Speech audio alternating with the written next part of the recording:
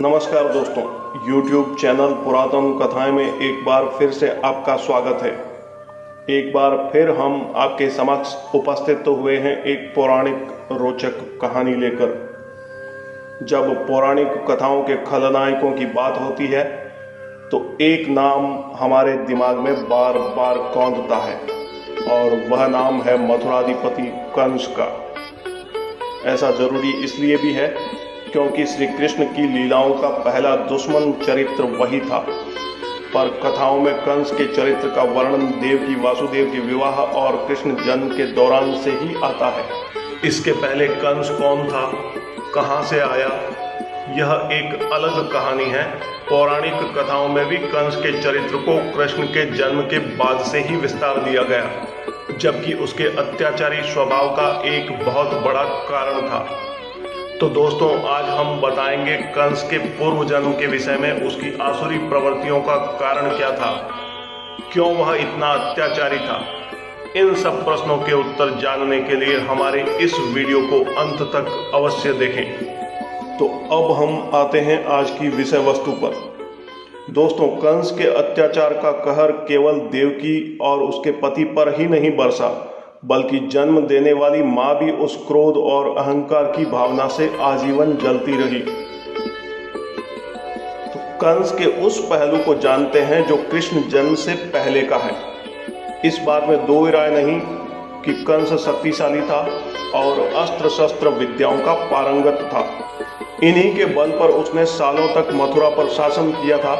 पर यह सोचने वाला विषय है कि कोई मनुष्य इतना क्रूर कैसे हो सकता है जो अपनी ही बहनोई माता पिता को कारावास में डाल दे, अजन्मे भांजों की हत्या कर दे, जनता पर कहर बरसाए और हर वो कार्य करे जो राक्षसी प्रवृत्ति का संकेत देता हो।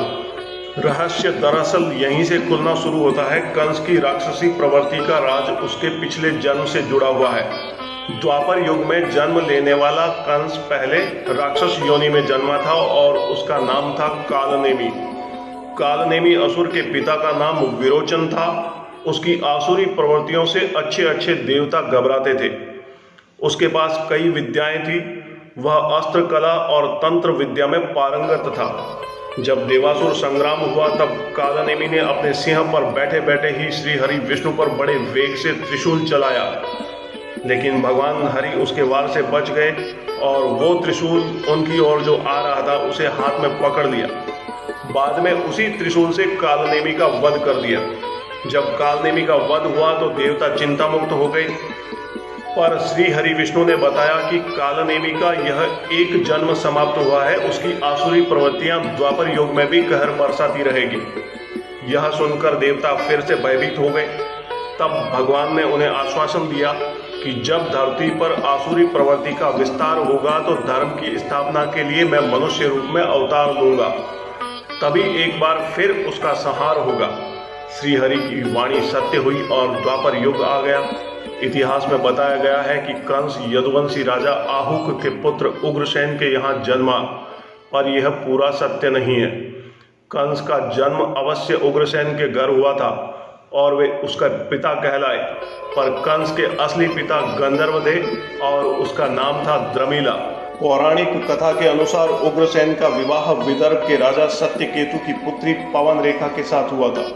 राजा उग्रसेन और पवन रेखा दोनों ही बेहद धार्मिक प्रवृत्ति के थे। वे हमेशा ही श्री विष्णु की आराधना में लीन रहते थे और उनके काल में जनता भी भगवान विष्णु की आराधना करती रहती थी। तब कोई द्वेष नहीं था, न किसी में किसी प्रकार का कोई वैर भाव था। उनका राजपाट अच्छा चल रहा था और राजा और रानी के बीच में भी अत्यंत प्रेम था। रानी पवन रेखा बेहद खूबसूरत थी और उनका चंचल हंसमुख स्वभाव सभी के लिए लोकप्रिय था। विवाह के कुछ माह बाद रानी अपने मायके पहुंची, जहां वे सखियों के साथ उद्यान में घूम रही थी। तब उनके सुंदर रूप पर गंधर्व द्रमिला की नजर पड़ गई। द्रमिला का दूसरा नाम था गोदिला। जब उसने रानी को देखा तो वह हर कीमत पर उन्हें पाने का प्रयास करने लगा। उसने पहले अपने स्वभाव से रानी पवन रेखा को रिझाने का प्रयास किया, किंतु जब इससे बात नहीं बनी तो उसने मायावी शक्ति का प्रयोग कर रानी को सम्मोहित कर लिया। इस तरह संसार से गोपनीय रहते हुए द्रमिला और रानी पवन रेखा का संबंध स्थापित हुआ। कुछ समय बाद रानी पर से सम्मोहन का प्रभाव खत्म हो गया और तब द्रमिला भी जा चुका था। रानी को द्रमिला के विषय में कुछ भी याद नहीं रहा। वे महल वापस आ गई और फिर वहां से पति उग्रसेन के पास लौट गई।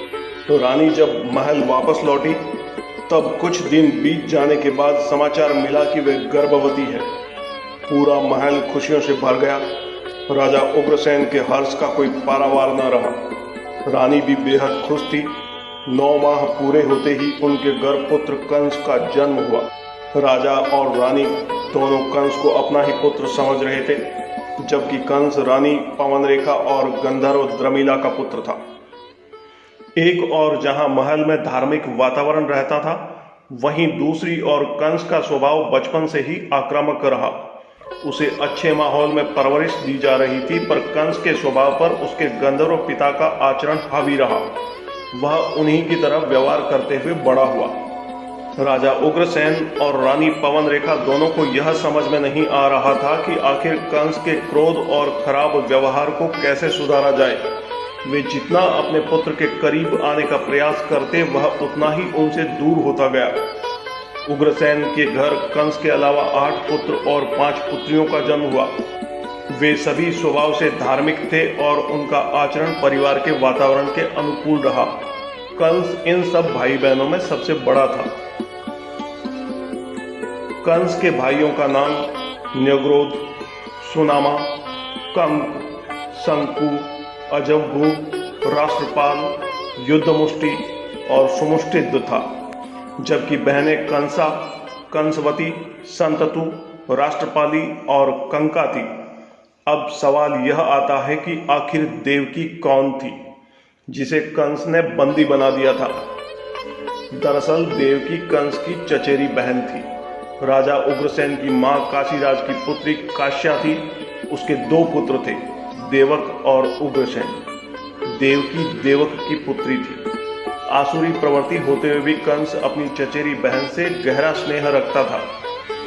जब भी कंस रुष्ट होता तो देवकी को ही जिम्मेदारी दी जाती थी कि वह उसे मनाए और समझाए। कंस कभी भी देवकी का कहा नहीं टालता था। देवकी का विवाह सूरसेन के पुत्र वसुदेव के साथ हुआ। राजा सूरसेन यादव वंशी थे और उनके छोटे भाई का नाम पार्जन्य था। पार्जन्य और सूरसेन महाराजा देवमीट की संतान थे। पुरजन्य के 9 पुत्र थे, जिनमें से तीसरे पुत्र थे बाबा नंद। इस तरह से वसुदेव और नंद बाबा दोनों यदुवंशी थे और चचेरे भाई थे। वसुदेव के 5 छोटे भाई थे, जिनसे कंस के 5 बहनों का विवाह हुआ था। इस तरह से देवकी समेत कंस की सभी बहनें वासुदेव के परिवार में ब्याही गई। इसके आगे की देवकी कंस के प्रसंग को हम जानना चाहते हैं। जब कंस देवकी को विदा करके उसके ससुराल छोड़ने जा रहा था, तभी मार्ग में एक आकाशवाणी हुई कि देवकी का 8वां पुत्र तुम्हारा काल होगा। इसके बाद उसने देवकी की हत्या का प्रयास किया, पर वसुदेव ने वायदा किया कि वह अपनी हर संतान को जन्म लेते ही उसके हवाले कर देगा। कंस ने देवकी की जिन 6 संतानों का वध किया था, वे असल में पूर्व जन्म में उसी की संतानें थे। श्री हरिवंश पुराण के अनुसार कंस के पूर्व जन्म यानी कालनेमि के 6 पुत्र थे, जिन्होंने ब्रह्मा जी को प्रसन्न करने के लिए उपासना शुरू की थी। उस समय हिरण्यकश्यप को राज्य था और वह स्वयं को भगवान मानता था, इसीलिए उसे उनकी यह उपासना रास नहीं आई। हिरण्यकश्यप ने उन 6 पुत्रों को श्राप दिया कि जिस पिता ने तुमको पाल पोस के बड़ा किया है, वही गर्भ में स्थित होने पर तुम सबका वध करेगा। जब तुम लोग देवकी के गर्भ में जाओगे, तब कालनेमि कंस के रूप में तुम्हारा वध कर देगा। देवकी के 6 पुत्रों की हत्या के बाद उसके 7वें गर्भ में श्रीशेष अर्थात अनंत शेषनाग ने प्रवेश किया था। भगवान विष्णु ने श्रीशेष को बचाने के लिए योग माया से देवकी का गर्भ ब्रज निवासिनी वासुदेव की पत्नी रोहिणी के उदर में स्थापित कर दिया और 8वें बेटे की बारी में श्री हरि ने स्वयं देवकी के उदर में पूर्णावतार दिया। वसुदेव ने अपने 8वें पुत्र को जन्म लेते ही ब्रज में अपने चचेरे भाई नंद के पास पहुंचा दिया और इस तरह से कृष्ण नंद लाला कहलाए। कृष्ण का जन्म और कंस के वध की बाकी कथाएं तो जग विख्यात है, पर हम केवल कंस के चरित्र की बात कर रहे हैं। कंस की बहनों का विवाह हो चुका था, अब बारी कंस की थी। उसकी आसुरी प्रवृत्ति इस कदर बढ़ चुकी थी कि उसने अपने माता पिता को बंदी बनाकर पूरा राजपाट अपने नाम कर लिया और उसने खुद को प्रजा का राजा घोषित कर दिया। राजा बनते ही वह प्रजा पर हावी हो गया। उसने अनुशासन के नाम पर अत्याचार करना शुरू कर दिया। वह चाहता था कि दुनिया उसे भगवान माने, इसलिए जरूरी था कि अपनी शक्तियों का विस्तार करे। अतः कंस ने आर्यावर्त के तत्कालीन सर्वप्रतापी राजा जरासंध की 2 पुत्रियों अस्ति और प्राप्ति से विवाह कर दिया। इस तरह वह जरासंध का करीबी बन गया। जरासंध पौरव वंशज था और पूरा मगध उसके अधीन था। क्योंकि कंस जरासंध का दामाद था, इसलिए इसकी भी मगध में वही छवि बनी जो जरासंध की थी। जरासंध के जरिए कंस ने चेदी के यादव वंशी राजा शिशुपाल से मित्रता की। शिशुपाल भगवान कृष्ण की बुआ और वसुदेव की बहन का पुत्र था। इस लिहाज से कंस और शिशुपाल रिश्तेदार भी कहलाए। जरासंध और शिशुपाल के अभिन्न मित्र असम के राजा भगदत्त ने भी कंस से मित्रता कर ली। इस तरह कंस ने अपनी मित्रता को मजबूत बनाया और धीरे धीरे उसका प्रभाव मगध से लेकर आसाम तक फैल गया। वह घोर अत्याचारी बन गया। उसने अपने शासन में ऋषि मुनियों को प्रताड़ित किया, जिससे क्षेत्र में धार्मिक अनुष्ठान बंद हो गए। चारों ओर हिंसा और भय का वातावरण बन गया। कंस के अत्याचारों का प्रकोप मथुरा समेत ब्रिज तक फैल गया। कंस के इन्हीं अत्याचारों से मुक्ति के लिए भगवान विष्णु ने पूर्व जन्म में जो देवताओं को वचन दिया था, उसके अनुसार कृष्ण रूप में द्वापर युग में जन्म लिया। कृष्ण को मारने की सारी कोशिशें नाकाम हुई। फिर उसने छलावे से कृष्ण बलराम को मथुरा बुलाया, जहां वह अपनी कुश्ती के अखाड़े में पहलवानों के हाथों उनका वध करवाना चाहता था। लेकिन कृष्ण ने यहां मामा कंस को मृत्यु के द्वार पर पहुंचा दिया। कंस की मृत्यु के बाद कृष्ण ने राजा उग्रसेन, रानी पवनरेखा, माता देवकी और पिता वसुदेव को कारागार से बाहर निकाला। उन्होंने राजा उग्रसेन को उनका सिंहासन लौटा दिया। इसके बाद उन्होंने बृजनाभ के शासन संभालने के पूर्व तक राज किया। तो दोस्तों, यह थी कंस के चरित्र की कथा, इतिहास के बहुत बड़े खलनायक की कथा। हमारी आज की यह प्रस्तुति आपको कैसी लगी? कमेंट्स बॉक्स में अपनी प्रतिक्रिया के साथ लाइक करके अनुग्रहित करें तथा हमारे YouTube चैनल पुरातन कथाएं को शेयर करें, सब्सक्राइब करें। धन्यवाद।